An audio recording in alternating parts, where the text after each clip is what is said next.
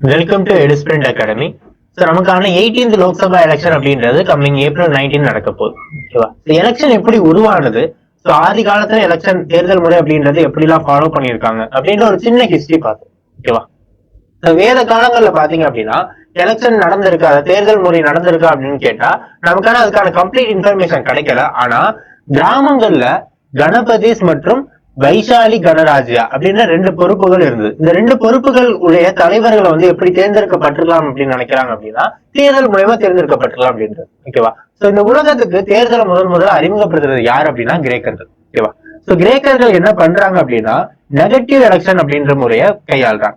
Negative election அப்படின்னா இப்ப நம்மளும் ஒரு எலெக்ஷனுக்கு ஓட்டு போடுறோம் அப்படின்னா யாருக்கு அதிக அளவான வாக்குகள் வருதோ அவங்களை என்ன பண்ணுவோம், நம்ம தலைவரை தேர்ந்தெடுப்போம். ஆனா நெகட்டிவ் எலெக்ஷன்ல என்ன அப்படின்னா யாருக்கு அதிக அளவான வாக்குகள் விழுதோ அவங்களுக்கு என்ன பண்ணுவாங்க அப்படின்னா அவங்கள இந்த தேர்தல் முறையில இருந்து விலக்கிடுவாங்க. அப்போ வாக்குகள் அப்படின்றது அவங்க என்னவா பார்த்தாங்க அப்படின்னா அவங்கள வெளியேற்றதுக்கான ஒரு கருவியா பார்த்தாங்க. ஆனா இப்ப இருக்க வாக்குகள் அப்படின்றது யாரை தேர்ந்தெடுக்கிறோமோ அவங்களுக்கான ஒரு கருவியா அது மாறும். ஓகேவா?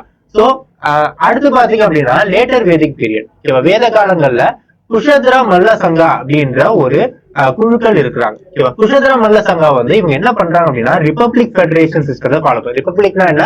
மக்களாட்சி. ரிபப்ளிக்னா மக்களாட்சி, ஃபெடரேஷன் அப்படின்னா கூட்டாட்சி.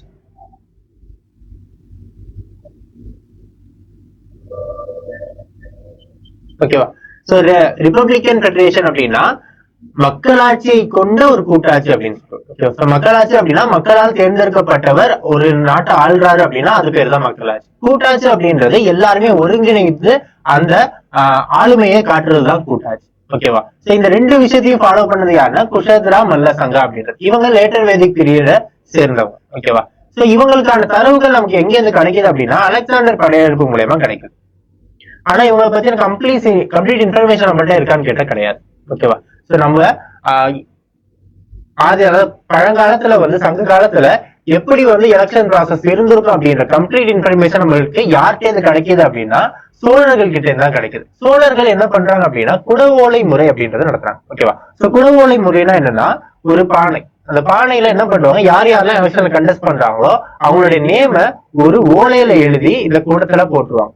ஓகேவா? இந்த கூடத்துல போட்டுட்டு அவங்க யாரெல்லாம் கேண்டிடேட்டா செலக்ட் பண்ணிருக்காங்களோ அவங்களோட எல்லா நேமும் அந்த கூடத்துல இருக்கும். ஒரு சின்ன பையனை கூப்பிட்டு என்ன பண்ணுவாங்க, அந்த கூடத்துல இருக்க ஒரு நேம் எடுக்க சொல்லுவாங்க. அப்படி யார் நேம் வருதோ அவங்கதான் அந்த ஊர் தலைவரா மாறுவாங்க. இந்த குடவோலை முறையை பத்தி நமக்கு சொல்றது என்னன்னா உத்திரமேரூர் கல்வெட்டு. உத்திரமேரூர் அப்படின்ற பிளேஸ் எங்க இருக்கு அப்படின்னா இப்போது தற்போதைய காஞ்சிபுரம் மாவட்டத்துலதான் இருக்கு. ஓகேவா? தற்போதைய காஞ்சிபுரம் மாவட்டத்துல இருக்கிற உத்திரமேரூர் கல்வெட்டு. ஓகேவா? இந்த கல்வெட்டு உத்திரமேரூர் கோயில் கல்வெட்டு தான் நமக்கான தரவுகளா இருக்கு. இதுல இந்த கல்வெட்டு எப்ப உருவானது அப்படின்னா பல்லவர் காலத்திலே உருவானது. ஆனா குடவோலை முறை யார் இன்ட்ரோடியூஸ் பண்ணாங்க அப்படின்னா பராந்தக சோழன்.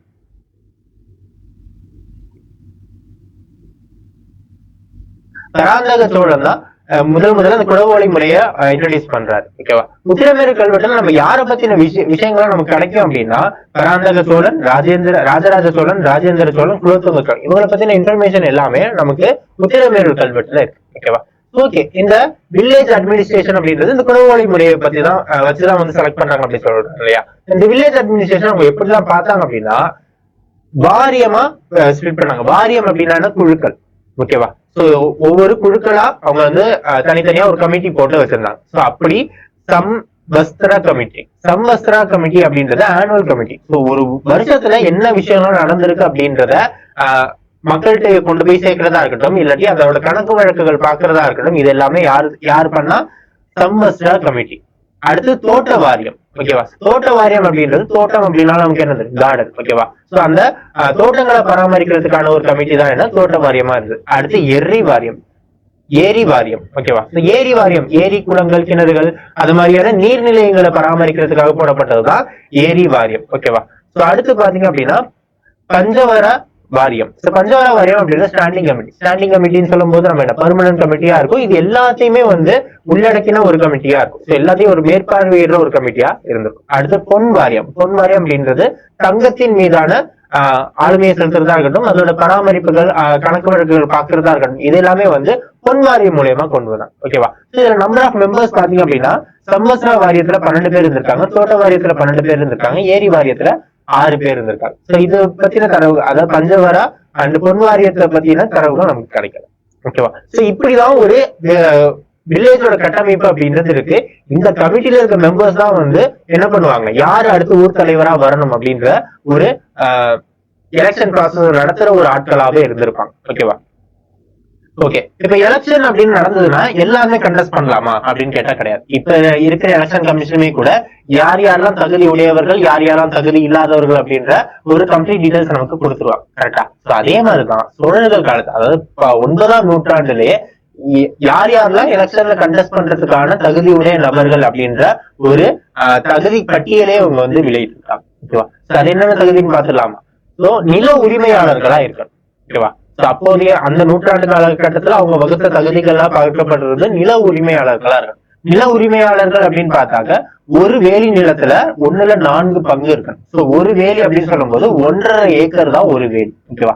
சோ 1.5 ஏக்கர் தான் எனக்கு ஒரு வேலி. அந்த ஒரு வேலி நிலத்துல 1/4 பங்கு இருக்கு. ஓகேவா? சோ 1/4 பங்கு நிலம் இருந்தது அப்படின்னா, வேலி நிலம் இருந்தது அப்படின்னு சொன்னா அவங்க என்ன எலெக்ஷன்ல கண்டெஸ்ட் பண்ண எலிஜிபிளான கேண்டிடேட். அப்படி இல்லையா, என்கிட்ட 1/4 பங்கு நிலம் இல்ல, அப்போ 1/8 பங்கு 8 வேலி நிலம் இருந்தா போதும். ஆனா அவங்க வேதங்களை கற்றவர்களாக இருக்க வேண்டும். ஓகேவா? வேத நூட்களை கற்றவர்களா இருந்தது 1/8 மடங்கு வேலி நிலங்கள் இருந்தா போதும், அவங்க எலெக்ஷன்ல கண்டெஸ்ட் பண்ணலாம். ஓகேவா? சோ அப்படி இல்லை அப்படின்னா தன்னுடைய சொந்த நிலத்துல வீடு கட்டி வாழ்கின்ற ஒரு நபரா இருக்கணும். ஓகேவா? சொந்த நிலத்துல வீடு கட்டி வாழ்கின்ற நபரா இருக்கணும். அவங்களுடைய வயது அப்படின்றது 35 இருந்து 70 வயதா இருக்கணும். ஓகேவா? சோ அடுத்து பாத்தீங்கன்னா மந்திரங்கள் கற்றவர்களா இருக்கணும். மந்திரங்கள் மற்றும் வேத நூட்களை கற்றவர்களா இருக்கணும். இதெல்லாம் தான் ஒரு தலைவர், ஊர் தலைவரா நிற்க வேண்டியவர்களுக்கான தகுதிகளா பார்க்கப்பட்டது அந்த காலத்துல. ஓகேவா? ஓகே, தகுதி இருந்ததுன்னா தகுதி இழப்பு இருக்கணும் தானே. குவாலிபிகேஷன் இருந்ததுன்னா டிஸ்குவாலிபிகேஷன் இருக்கும். யார் யாரும் தகுதி அற்றவர்கள் அப்படின்னு சொல்றதுக்கான விஷயங்களும் இருக்கணும். கரெக்டா? அப்படி இருக்கிறதா வந்து என்ன டிஸ்குவாலிபிகேஷன் அவங்க வச்சிருந்தாங்க அப்படின்னா, நம்ம ஒரு 5 கமிட்டி பார்த்தோம் இல்லையா, தோட்ட வாரியம், ஏரி வாரியம் அப்படின்றதுலாம். சோ அந்த வாரியத்துல இருக்கிற கமிட்டி மெம்பர்ஸ் தான் இருக்கக்கூடாது. ஓகேவா? இல்ல கடந்த 3 வருடங்களா நான் வந்து கமிட்டில இருந்திருக்கேன், இப்ப நான் வந்து ஊர் தலைவரா நிக்கிறதுக்காக எலெக்ஷன்ல பார்ட்டிசிபேட் பண்றேன் அப்படின்னா அவங்களுக்கு தகுதி கிடையாது. So existing committee member for the past 3 years. So 3 வருடங்களா நீங்க வந்து கமிட்டில ஒரு மெம்பரா இருக்கீங்க அப்படின்னா நீங்க பார்ட்டிசிபேட் பண்ண முடியாது. ஓகேவா? சோ அதே மாதிரி நீங்க ஆல்ரெடி ஏற்கனவே இருந்திருக்கீங்க. ஓகேவா? சோ அந்த கமிட்டில மெம்பரா இருந்திருக்கீங்க. ஆனா மெம்பரா இருக்கும்போது கணக்கு வழக்குகளை சரியா நீங்க பராமரிக்காம இல்ல வெளிக்காட்டாம நீங்க இருந்திருக்கீங்க அப்படின்னா நீங்களும் பார்ட்டிசிபேட் பண்ண முடியாது. ஓகேவா? சோ அதுக்கப்புறம் பாத்தீங்கன்னா 5 பாவங்களா கருதப்படுற பிராமணர்களை கொல்லுதல், மது அருந்துதல், அப்புறம் திருடுதல் ஏற்படுதல், விபச்சாரத்தில் ஏற்படுதல் மற்றும் குற்ற வழக்குகளில் ஏற்படுதல். இது எல்லாமே 5 பாவங்களா பார்க்கப்படுது. இந்த 5 பாவங்களை நீங்க செஞ்சிருந்தீங்க அப்படின்னா நீங்க பார்ட்டிசிபேட் பண்ண முடியாது. ஓகேவா? அடுத்து கீழ் ஜாதி மக்களா இருந்திருக்க கூடாது. அப்போதைய ஜாதி கட்டமைப்பு அப்படின்றது அப்படிதான் இருந்திருக்கும். கரெக்டா? அப்போதைய ஜாதி கட்டமைப்புல நீங்க கீழ் ஜாதி மக்களா இருந்தீங்கன்னா எழுதக்கூடாது. அதுக்கப்புறம் நீங்க ஒரு மடத்தனமான ஆளா இருந்தா இருக்கக்கூடாது. அதான் ஃபூல் ஹார்டி அப்படின்னா மடத்தனம், இல்லாட்டி வந்து என்ன சோம்பேறி உடையவர்கள் அப்படின்னு சொல்லலாம். ஓகேவா? அப்போ அவங்களா இருந்தீங்கன்னா நீங்க இருக்க முடியாது. ஓகேவா? நீங்க ஒரு அட்ராக்டிவான பர்சனா இருக்கட்டும், நீ உங்கள்ட்ட ஒரு ஆளுமை திறன் இருக்கணும். அந்த திறன்லாம் இருந்தா மட்டும் தான் நீங்க பார்ட்டிசிபேட் பண்ண முடியும். ஓகேவா? சோ அதே மாதிரி அடுத்தவர்களுடைய சொத்தை நீங்க புடுங்கி இருந்தீங்க இல்லாட்டி வந்து திருடி இருக்கீங்க அப்படின்னா நீங்க என்ன பண்ண முடியாது, எலெக்ஷன்ல பார்ட்டிசிபேட் பண்ண. இதெல்லாம் வந்து டிஸ்குவாலிபிகேஷனா பார்க்கப்படும். சோ அப்போதைய சமுதாய கட்டமைப்புல அவங்க வந்து ஒரு நில உரிமையாளர்களா இருந்தா மட்டும்தான் ஊரை நல்லா பாத்துக்கலாம் அப்படின்ற ஒரு கட்டமைப்பு இருந்திருக்கு. ஓகேவா? சோ அதனாலதான் அதெல்லாம் ஒரு தகுதியா வச்சிருந்திருக்காங்க. அப்ப கூட தகுதி இழப்புக்கான காரணங்களா வச்சிருக்கிறதுல 5 பாவங்கள். 5 பாவங்கள்ல ஒரு பாவம் பண்ணியிருந்தா கூட நீங்க உங்களால தகுதி பெற முடியாது. இதெல்லாம் தான் கட்டமைப்பா இருந்திருக்கு. குடவோலை முறை நான் ஆல்ரெடி சொன்ன மாதிரி எப்படி அந்த குடவோலை முறை அப்படின்றது நடந்திருக்கு அப்படின்னா அவங்களுடைய நேம் எழுதுவாங்க. நேம் எழுதி எதுல பணவோலையில எழுதுவாங்க. அதை வந்து ஒரு பானையில போடுவாங்க. ஒரு ஸ்மால் பாய் வந்து அது சின்ன பையன் வந்து அந்த பானையில இருந்து ஒரு லாட் எடுப்பான். அவங்கதான் என்ன பண்ணுவாங்க, அடுத்த ஊர் தலைவரா மாறுவார். ஓகேவா? இதுல என்ன சொல்றாங்க அப்படின்னா கமிட்டி மெம்பர்ஸ்க்கான கால அளவு. ஓகேவா. கமிட்டில ஒருத்தவங்க உள்ள வராங்க அப்படின்னா உங்களுக்கு கால அளவு என்னவா இருக்கும்னா 360 நாட்களா இருக்கும். ஒரு வருடத்துக்கு 5 நாள் கம்மி. இந்த 360 நாட்கள் தான் அவங்களால இருக்க முடியும். ஒரு வேலை நீங்க கமிட்டில இருக்கீங்க, அந்த கமிட்டில உங்கள் மேல இருக்கிற அந்த பொறுப்புகளை வந்து நீங்க தவறா வந்து உபயோகிக்கிறீங்க, இல்லாட்டி வந்து ஊழல்கள்ல ஈடுபடுறீங்க அப்படின்னா உங்களுக்கான பனிஷ்மெண்டா என்ன பண்றாங்க அப்படின்னா குதிரை மேல ஏத்தி விடுறது. நிறைய படங்கள் எல்லாம் பார்த்திருப்பீங்க, கரும்புள்ளி செம்புள்ளி குத்தி குதிரை மேல ஏத்துறது அப்படின்னு சொல்லுவாங்க. ஓகேவா. அந்த மாதிரியான பனிஷ்மெண்ட் எல்லாம் என்ன பண்ணிருக்காங்க, இவங்க பண்ணிருக்காங்க. சோ இவங்க வந்து அந்த கட்டமைப்பை எப்படி பண்ணிருக்காங்க அப்படின்னா நீங்க அக்கௌண்டபிளா இருக்கணும், அந்த பொறுப்புக்கு நியாயமாவும் இருக்கணும், அதே நேரத்துல நீங்க ஒரு நல்ல மனிதராகவும் இருக்கணும். ஓகேவா. அப்படி இருந்தா மட்டும்தான் உங்களுக்கு உங்க கையில ஒரு ஆளுமை பொறுப்பை கொடுக்குறாங்க. சோ 9th செஞ்சுரியிலே இந்த வரையறைகள் வகுக்கப்பட்டிருக்கு. ஓகேவா. சரி, ஓகே. சோ இதுக்கப்புறம் ஏன்ஷியன்ட் பீரியட் முடிஞ்சிருச்சு. சோ மெடிவல் பீரியட் நமக்கு எலெக்ஷனே இல்லை அப்படின்னு கேட்டா கிட்டத்தட்ட அப்படிதான் சொல்லணும். சோ மெடிவல் பீரியட் பாருங்க, இடைக்கால இந்தியா காலங்களை பாத்தீங்க அப்படின்னா அதிகமா முஸ்லிம்களுக்கான படையெடுப்பு தான் அப்படிதான் இருந்துச்சு. டெல்லி சுல்தானா இருக்கட்டும், முகலாயர்களா இருக்கட்டும், இவங்க ஆட்சியில எல்லாம் என்ன ஆகுது அப்படின்னா சர்வாதிகார ஆட்சி. ஓகேவா. சோ ஒற்றை ஆட்சி முறை அப்படின்னு தான் சொல்ல முடியும். ஏன்னா மன்னர் வருவாரு, மன்னருடைய மகன் ஆழ்வார், மகனுடைய மகன் ஆழ்வார். சோ இப்படிதான் வந்து ஆண்டுகிட்டு இருந்தாங்க. சோ இதனால என்ன ஆகுது அப்படின்னா டீசென்ட்ரலைசேஷன் அப்படின்னு நடக்கும். அதிகார பகிர்வு அப்படின்றது நடக்கப்படாது. ஓகேவா. சோ அப்ப எல்லா கண்ட்ரோலுமே யாருக்கிட்ட தான் இருந்தது, கிங் கிட்ட தான் இருந்ததுன்றதுனால அவங்க தேர்தல் முறையை அதிகமா ஊக்குவிக்கல அப்படின்னு சொல்லலாம். ஓகேவா. சோ அதுக்கப்புறமா தேர்தல் அப்படின்றது இந்தியாவுக்குள்ள எப்படி என்டர் ஆகுது அப்படின்னா பிரிட்டிஷ் மூலியமா தான் என்ட்ரா. ஓகேவா. அப்ப பிரிட்டிஷ் இந்தியால எப்படி தேர்தல் மாற்றங்கள் நடந்திருக்கு அப்படின்றதான் பார்க்க போறோம். சோ தேர்தல் மாற்றங்கள் அப்படின்னு சொல்லும் போது ஃபர்ஸ்ட் நம்ம வந்து அரசியலமைப்பு உருவாக்குறதுக்கான ஒரு சபை அப்படின்றது வேணும். கரெக்டா. அந்த சபையை முதலா எப்ப உருவாக்குனாங்க அப்படின்னா சார்ட்டர் ஆக்ட், அதாவது பட்டய சட்டம் 1853 தான் உருவாக்கி இருப்பாங்க. அப்ப என்ன பண்ணுவாங்க அப்படின்னா லெஜிஸ்லேட்டிவ், எக்ஸிகியூட்டிவ், அதாவது கவர்னர் ஜெனரல் கவுன்சிலுக்கு இருந்த நிர்வாகம் மற்றும் சட்டம் இயற்றுவதற்கான அதிகாரத்தை 2ஆ பிரிச்சாங்க. இதுதான் முதல் ஸ்டெப் அப்படின்னு சொல்லலாம். இதுல எலெக்ஷன் நடந்திருக்கு அப்படின்னு கேட்டா கிடையாது. ஓகேவா. 1853 பட்டய சட்டத்துல வந்து நமக்கு நேரடி தேர்தல் பத்தி எந்த ஒரு விரிவான விளக்கமும் கிடையாது, நேரடி தேர்தலும் கிடையாது. ஓகேவா. ஆனா இதையா நான் சொல்றேன் அப்படின்னா கவர்னர் ஜெனரல் கவுன்சில் வந்து நிர்வாகம் மற்றும் சட்டம் இயற்றுவதற்கான அதிகாரம் 2ஆ பிரிக்கிறதுனால என்ன நமக்கு தெரியுது அப்படின்னா மக்கள் மேல அவங்களுக்கான ஆளுமையை செலுத்துறதுக்கான ஒரு அதிகாரியை நியமிக்கிறாங்க அப்படின்னு தெரியும். ஓகேவா. அப்போ தனியா ஒரு துறை பிரியுது அப்படின்னா அது மேல அதிகமான பார்வைகள் விழுது அப்படின்னு சொல்லணும். ஓகேவா. அடுத்து பாத்தீங்க அப்படின்னா இன்ட்ரோடக்ஷன் ஆஃப் லெஜிஸ்லேட்டிவ் கவுன்சில். அதுக்கப்புறமா என்ன நேரடியா வந்து பிரிட்டிஷ் அரசாங்கமே இந்தியாவை ஆள தொடங்குது. ஆள தொடங்கும் போது இந்தியன் கவுன்சில் சட்டம் அப்படின்றத போடுறாங்க. ஓகேவா. 1861 இதுலதான் இந்தியாவுக்கான சட்டம் இயற்றுறதுக்கான தனி கவுன்சிலை உருவாக்குறாங்க. இதுல அபிஷியல் மெஜாரிட்டி, நான் அபிஷியல் மெஜாரிட்டி கொண்டு வராங்க. அபிஷியல் மெஜாரிட்டி அப்படின்னா யாருன்னா பிரிட்டிஷ். ஓகேவா. அவங்கதான் அபிஷியல் மெஜாரிட்டி. அன்அபிஷியல் மெஜாரிட்டி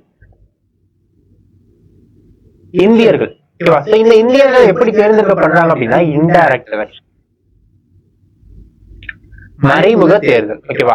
இந்தியர்கள் எல்லாருமே கலந்து ஆலோசிச்சு ஒரு நபரை வந்து என்ன பண்ணுவாங்க, இவங்க இந்த எக்ஸிகியூட்டிவ் கவுன்சிலுக்கு போட்டு லெஜிஸ்லேட்டிவ் கவுன்சிலுக்கு போட்டு சொல்லுவாங்க. அவங்கதான் என்ன லெஜிஸ்லேட்டிவ் கவுன்சிலுக்கு போகணும். இந்த மறைமுக தேர்தல் நடந்துடுது. ஓகேவா.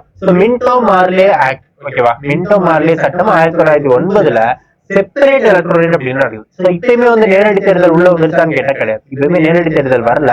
ஆனா செப்பரேட் எலக்டோரேட், தனி தொகுதி அப்படின்ற ஒரு வாக்கியம் உள்ள வந்தது. ஓகேவா. யாருக்காக அப்படின்னா முஸ்லிம்களுக்கான தனி தொகுதி. அப்படின்னா என்னன்னா தனி தொகுதியில கண்டஸ்டண்டா நிக்கிறவங்களும் முஸ்லிமா தான் இருக்கணும், அவங்களுக்கு சார்பா அவங்களுக்கு ஆதரவா வாக்களிக்கிற நபரும் முஸ்லிமா தான் இருக்கணும் அப்படின்றத தனி தொகுதி. இதுதான் நேரடி தேர்தலுக்கான ஒரு முதல் ஸ்டெப் அப்படின்னே சொல்லலாம். 1909 இந்த தனி தொகுதி வந்த பிறகு முஸ்லிம்கள் அதிகமா உள்ள வந்தாங்க அப்படின்னு சொல்லலாம். அடுத்து பாத்தீங்க அப்படின்னா முதலா நேரடி தேர்தல் நம்ம இந்தியாவில எப்ப அறிமுகமானது அப்படின்னா மான்டேக்-லிம்பர்ட் ஆக்ட் 1919 மூலமா தான். இந்த மான்டேக்-லிம்பர்ட் ஆக்ட் 1918 மூலமா முதல்ல நேரடி தேர்தல் அப்படின்றது உருவாக்கப்படுது. ஓகேவா. எங்க மாகாணங்கள்லயும் சரி மத்தியிலும் சரி இந்த நேரடி தேர்தல் அப்படின்றது முதல் இந்தியாவுக்கு உருவாக்கப்பட்டது எப்போ 1919 சட்டத்தின் மூலம். ஓகேவா. அடுத்து பாத்தீங்க அப்படின்னா 1900 ஆனா இந்த நேரடி தேர்தல்ல காங்கிரஸ் பார்ட்டிசிபேட் பண்ணுமான்னு கேட்டா பார்ட்டிசிபேட் பண்ணாது. ஏன்னா புறக்கணிச்சுறாங்க, ஏன்னா வேறு சில காரணங்களுக்காக. இதுல வந்து இந்தியர்கள் வந்து என்னதான் நேரடி தேர்தல் வச்சு அவங்களை செலக்ட் பண்ணாலுமே இந்தியர்களுக்கான அதிகாரம் அப்படின்றது ரொம்ப குறைவா இருக்கு அப்படின்றது நினைச்சாங்க. அதனால இந்த நேரடி தேர்தல் புறக்கணிச்சாங்க. அதே கவர்மெண்ட் ஆஃப் இந்தியா ஆக்ட் 1935 கொண்டு வந்த சட்டத்தின் மூலமா காங்கிரஸ் நேரடி தேர்தலில் முதலா பார்ட்டிசிபேட் பண்ணாங்க. ஓகேவா? அடுத்து இந்தியால முதலா இந்த தேர்தல் அப்படின்றது, அதாவது இண்டிபெண்டன்ட் இந்தியா, சுதந்திர இந்தியால முதலா நேரடி தேர்தல் அப்படின்றது எப்ப நடக்குது அப்படின்னா 1951.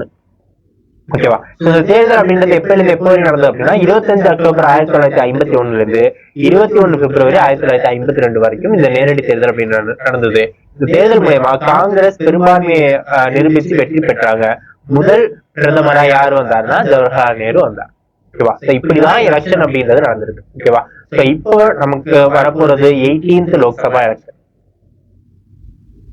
ஓகேவா? நம்மளுடைய வாக்கு அப்படின்றது நம்மளுடைய தலைவரை தீர்மானிக்கிறதுக்கான ஒரு கருவியா செயல்படுது. அந்த கருவியை நீங்க சரிவர உபயோகிப்பீங்க அப்படின்னு நான் நம்புறேன். தேங்க்யூ.